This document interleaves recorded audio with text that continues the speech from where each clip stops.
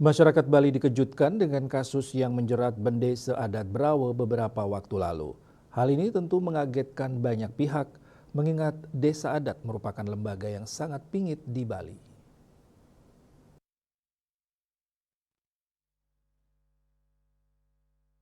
Seperti diketahui, desa adat merupakan benteng daripada Pulau Bali. Dengan kasus yang menimpa salah seorang bendesa adat ini, tentu benteng dari Pulau Bali dinilai jebol. Hal ini yang menjadi perhatian serius oleh publik saat ini. Praktisi hukum yang juga seorang advokat Alit Nusantara menjelaskan, di sisi lain pemerintah Provinsi Bali selama ini sedang gencar melakukan penguatan terhadap desa dinas maupun desa adat di Bali. Penguatan ini justru dinilai menimbulkan kesinggungan dalam hal kewenangan sehingga memunculkan adanya kekuasaan di dalam lembaga tersebut. Dengan adanya kekuasaan inilah yang cenderung akan terjadi penyalahgunaan. Menurutnya program pemerintah dalam penguatan desa adat sangatlah bagus, yaitu untuk pemurnian desa adat itu sendiri. Namun fungsi desa adat yaitu wilayah otonomi sehingga tidak ada sangkut pautnya dengan pemerintahan. Tetapi tujuan dari semua itu kan kita harus kembali kepada apa? Kemurnian desa adat. Desa adat ini kan fungsinya otonom, ya kan?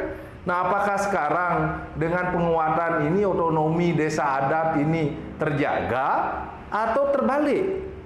Malah ada pelemahan secara otonomi.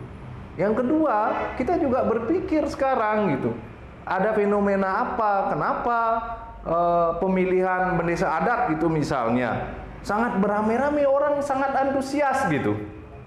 Ya, saya tidak menuduh, tapi kan sudah menjadi rahasia umum di masyarakat. Di beberapa tempat, khususnya di Bandung ya, daerah-daerah yang pariwisata, kemudian lahan pertanahan sangat mahal gitu. Prestisius sekali pada saat orang mencalonkan diri sebagai bendesa adat gitu.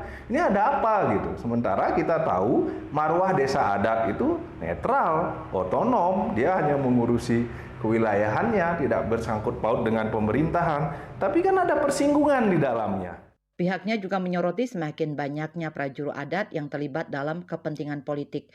Hal ini tentu menjadi persoalan serius yang mesti menjadi perhatian masyarakat agar jangan sampai desa adat justru dipersepsikan sebagai sarana kendaraan untuk berpolitik. Andika, Bali TV.